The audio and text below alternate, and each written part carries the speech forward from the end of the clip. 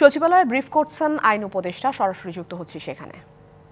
এছাড়া 95টি প্রজ্ঞাপন, 33টি বৈদেশিক চুক্তি ও সমঝোতা স্মারকে ভেটিং করা হয়েছে আইন মন্ত্রণালয়ের পক্ষ থেকে। এই ভেটিংগুলোর মধ্যে, প্রজ্ঞাপনের মধ্যে একটা কথা উল্লেখ করে বুঝতে পারবেন যে 11টা যে সংস্কার কমিশন হয়েছে, এই পুরা জিনিসটার ভেটিং আমরা আইন মন্ত্রণালয় থেকে করেছি। এছাড়া আমরা কিছু নতুন আইন প্রণয়নের উদ্যোগ নিয়েছি। একটা তো আপনাদের বলেছি যে সাইবার সিকিউরিটি অ্যাক্ট বাতিল করে সাইবার সুরক্ষা আইন যেটা করা হবে, সেটা ড্রাফটটা আমরা করে দিয়েছি। এই ড্রাফটটা আমরা তথ্য প্রযুক্তি মন্ত্রণালয়ে পাঠাবো। ওনারা যদি কোনো ইনপুট দেন, তারপরে এটা খুব অচিরেই এটাকে আপনার জারি করার ব্যবস্থা নেওয়া হবে। এছাড়া আমরা একটা খুব বড় পদক্ষেপ নিতে যাচ্ছি, এটা হচ্ছে হাইকোর্ট বিভাগ এবং আপিল বিভাগে বিচারক নিয়োগ নিয়ে। আপনারা জানেন বিভিন্ন সময় সরকারের আমলে অনেক অভিযোগ উত্থাপিত হতো। এটাকে অ্যাড্রেস করার জন্য আমরা একটা আইন প্রণয়নের চেষ্টা করছি। এ ব্যাপারে পরামর্শ নেওয়ার জন্য আমি আমাদের বিচার বিভাগীয় সংস্কার কমিশনের কাছে গিয়েছিলাম। ওনারাও আমাদের সাহায্য করছেন।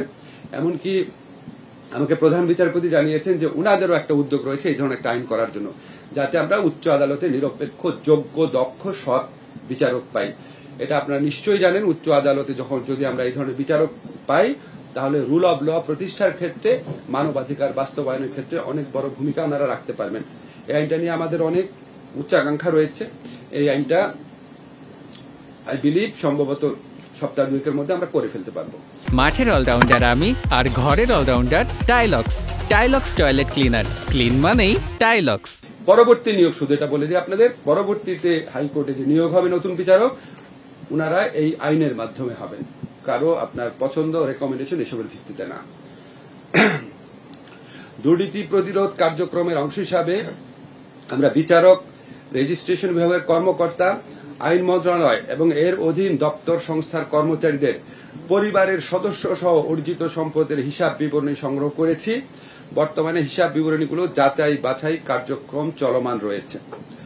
গুম বিরোধী সনদ যেটা রয়েছে, ওটা অনুসমর্থন এবং কমিশন গঠন করার ক্ষেত্রে আমরা প্রয়োজনীয় সকল সহযোগিতা প্রদান করেছি।